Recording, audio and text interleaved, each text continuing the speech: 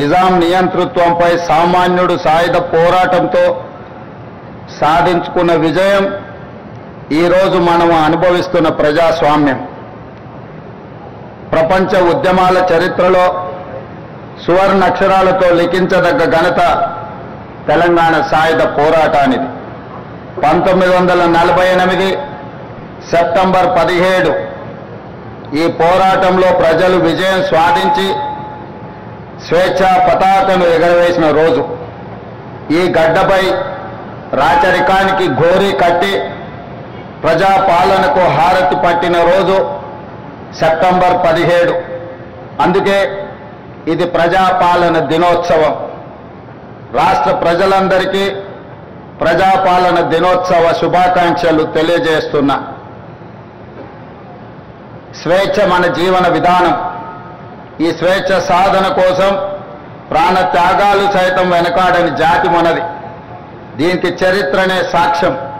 అణిచివేత, పెద్దనారితనం, నియంతృత్వం, బానిసత్వ సంకెళ్లను బద్దలు కొట్టి స్వేచ్ఛకు ఊపిరి పోయడానికి ఊపిరి వదిలిన వందలాది మంది అమరులకు ఈ సందర్భంగా ఘన నివాళి అర్పిస్తున్నాను.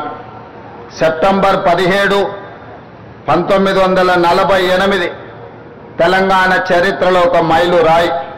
అదేవిధంగా డిసెంబర్ 7, 2023 స్వరాష్ట్ర ప్రజాస్వామ్య ప్రస్థానంలో మరో మైలురాయి. లోతైన అవగాహనతో, సమకాలీన చరిత్రపై నిశితమైన విశ్లేషణతో నేను ఈరోజు ఈ మాట చెబుతున్నాను. ఎన్నో ఆశలు, ఆకాంక్షలతో మొదలైన స్వరాష్ట్ర ప్రస్థానం తిరిగి మళ్ళీ నియంతృత్వ నిర్బంధంలోకి జారిపోయిన తీరు గత ప్రభుత్వంలో మనం చూశాం. నాటి సాయుధ పోరాట స్ఫూర్తితో నిన్నటి నియంతృత్వ పాలనను ఓడించి ప్రజాపాలనను తెచ్చుకున్నాం. అందుకే డిసెంబర్ 7, 2023 కూడా ఒక చారిత్రాత్మక సందర్భంగా భవిష్యత్ తరాలకు గుర్తుండిపోతుందని నేను భావిస్తున్నాను. 77 ఏళ్ల తెలంగాణ ప్రస్థానాన్ని, పోరాట చరిత్రను, ఇక్కడ ఉద్భవించిన ఉద్యమాల సరళిని సంపూర్ణంగా అకలింపు చేసుకొని ప్రజల ఆకాంక్షలను అర్థం చేసుకొని మేము ఈరోజు పరిపాలన చేస్తున్నాం. అహంకారపు ఆలోచనలు, బంధు ప్రీతి, అశ్రిత పక్షపాతానికి మా పాలనలో తావు లేదు. కష్టమైన, నష్టమైన ప్రజలతో పంచుకుంటున్నాం. ప్రజల ఆకాంక్షలు, వారి ఆలోచననే ప్రామాణికంగా నిర్ణయాలు తీసుకుంటున్నాం. తీసుకున్న నిర్ణయాలలో మంచి చెడు విశ్లేషించే అవకాశాలను ఇస్తున్నాం. తప్పులుంటే దిద్దుకుంటున్నాం. మంచి చేయడమే బాధ్యతగా మేము భావిస్తున్నాం. అభివృద్ధిలో ప్రపంచంతో పోటీ పడాలన్న తపనతో పని చేస్తున్నాం.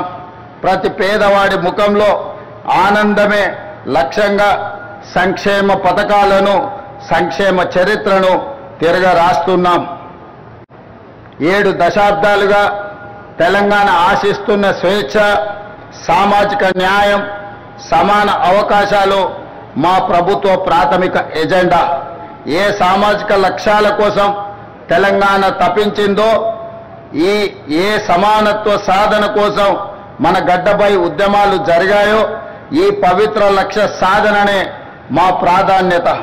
అభివృద్ధిలోనే కాదు, స్వేచ్ఛ, సమాన అవకాశాలు, సామాజిక న్యాయం విషయంలో కూడా తెలంగాణ దేశానికి ఒక రోల్ మోడల్గా ఉంటుంది అని ఈ సందర్భంగా నేను తెలియజేస్తున్నాను. అదేవిధంగా మిత్రులారా, విద్యనే మన విజయానికి వజ్రాయుధమని నేను బలంగా విశ్వసిస్తున్నాను. ప్రపంచ స్థాయి అవకాశాలను అందుకోవడమే కాదు, శాసించే స్థాయి తెలంగాణ యువతకు రావాలి. దానికి విద్యనే ఒక మంచి మార్గం. అందుకే గొప్ప విజన్తో యంగ్ ఇండియా ఇంటిగ్రేటెడ్ రెసిడెన్షియల్ స్కూల్స్ని మనం ఆలోచన చేసి ప్రారంభించుకున్నాం. ఈరోజు నేను చెబుతున్నాను, భవిష్యత్తులో తెలంగాణ విద్యా వ్యవస్థలో విప్లవాత్మక మార్పులకు ఈ స్కూళ్లు కేంద్రాలుగా మారబోతున్నాయి. విద్యపై మేం చేస్తున్న వ్యయం ఖర్చు కాదు, భవిష్యత్ తెలంగాణకు పెట్టుబడిగా మేము భావిస్తున్నాం. తెలంగాణ బిడ్డలు అన్ని రంగాల్లో రాణించాలనేదే మా ఆలోచన. అందుకే విద్యతో పాటు క్రీడలకు ప్రాధాన్యత ఇస్తున్నాం. ఇన్నోవేషన్కు పెద్దపీట వేస్తున్నాం. Young India sports university, young India skills university, young India police school రేపటి తెలంగాణ భవితకు భరోసా కేంద్రాలుగా మారుతాయి. రేపటి తరాన్ని యాచకులుగా కాదు స్వీయ శక్తిమంతులుగా మార్చాలన్న సంకల్పంతో పని చేస్తున్నాం. దీనికి అనుగుణంగా రాష్ట్ర విద్యా పాలసీని త్వరలో తీసుకురాబోతున్నాం.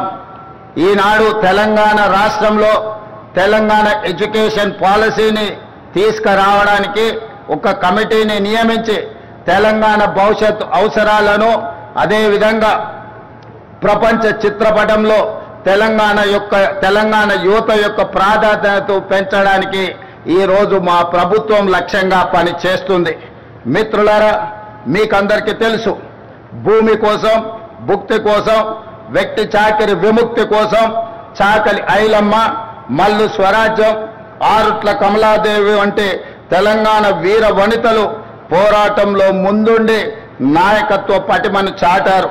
ఆ నాయకత్వ వారసత్వాన్ని పునికి పుచ్చుకుని నేడు ప్రజా ప్రభుత్వంలో మన ఆడబిడ్డల విజయగాథలను దేశానికి ఆదర్శంగా నిలుస్తున్నాయి. మహిళా ఉన్నతి, తెలంగాణ ప్రగతి నినాదంతో కోటి మంది ఆడబిడ్డలను కోటీశ్వరులుగా చేయాలన్న లక్ష్యంతో మేము చేపడుతున్న కార్యక్రమాలు సత్ఫలితాలను ఇస్తున్నాయి.